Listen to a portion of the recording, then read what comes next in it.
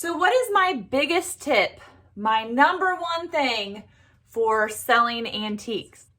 Hey, if you want to know more information about selling antiques, make sure you subscribe and click the like button. Hey, I am Brooke and my business is the Junk Parlor, and I currently have a barn full of stuff that I call my showroom, and I'm open by appointment. But I do most of my selling online through social media and my website, thejunkparlor.com. So what's my number one biggest tip for an antique dealer? And this is anyone, any age, a booth, a shop, setting up at events, anyone. The biggest thing is that you need to build relationships with your customers.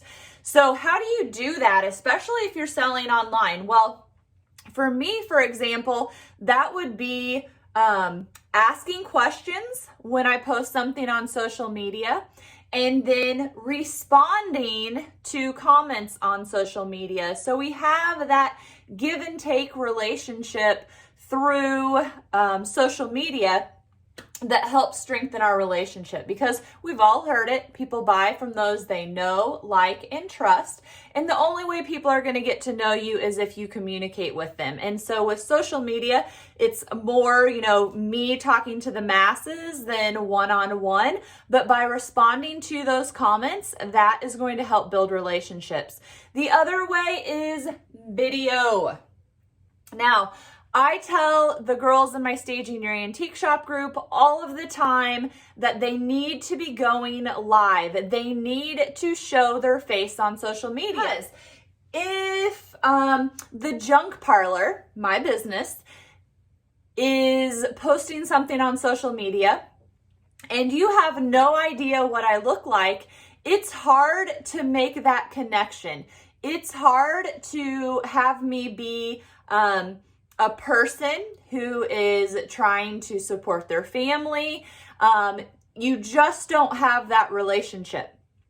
If you see the Junk Parlor stuff and you can think of my face and maybe think of my mannerisms or something, you can think about what my likes are, how we've communicated through social media, then you're going to have that connection. And that person is going to be more likely to interact with your posts and going to be more likely to be a customer or refer you to other people who need what you are selling. So super, super important. Now, the girls in my Staging Your Antique Shop group, not all of them, but a few of them do not want to go on video because they are very self-conscious. And I understand that. I mean, I feel like society has brainwashed us into thinking that we have to look, sound, act a certain way. But the key is you just have to be yourself, okay? So when I go live on Facebook or Instagram and do a sale, half the time I am losing my train of thought. I am not able to think of a simple word or term or descriptive part of an antique that I am selling. I mean, it's terrible sometimes. My brain just whoosh, disappears. But I still get on and do it anyway, because the people that are watching are like, oh, that would totally happen to me. Or, oh, I'm so impressed that she just messes up and then she keeps going with it, or whatever. You get to build that relationship by sharing your personality with other people. And you want to just be yourself. Don't try to be something that you're not. Just let your personality come through on the camera, because people are going to connect with you. It's kind of like when you think about dating in high school. If you don't have a lot of dates or you're not dating someone, it's kind of like, hey, no big deal. You have your lifetime, you have all these people in the world, you will find that special someone. Same thing with friends. You might feel like you have only a few close friends, you might have a million friends, but you are going to make those connections to those people by being yourself, and you are going to attract those people who like you, and everybody is going to have people that like them, no matter what your personality is. So that's why it's super key to just be yourself. A funny thing, when I first started going live, my husband, he's very, very supportive, but my husband was like, Brooke, you need to stop moving your eyebrows because all it does is wrinkle your forehead. I was like, what? Smacked him across the face, and I did it. And no, I didn't really. We just had a good chuckle about that. But I have wrinkles. In my mind, I look like a supermodel. And then I look in the mirror and I'm like, oh my God, I should have taken better care of my skin. But it is what it is, right? I'm not going to not get on the camera because I have wrinkles or because my hair is not perfectly in place.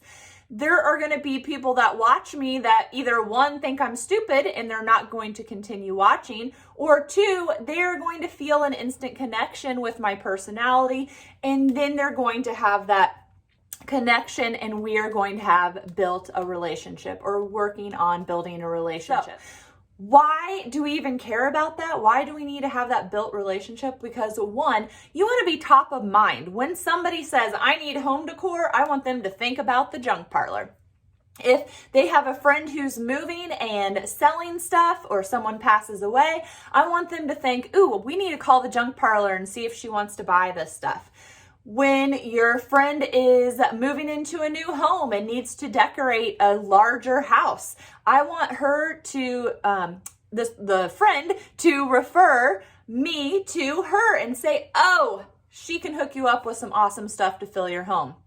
So you get a customer out of that, you get good word of mouth out of that, and you get to be top of mind. So if they do need something, they think of you first.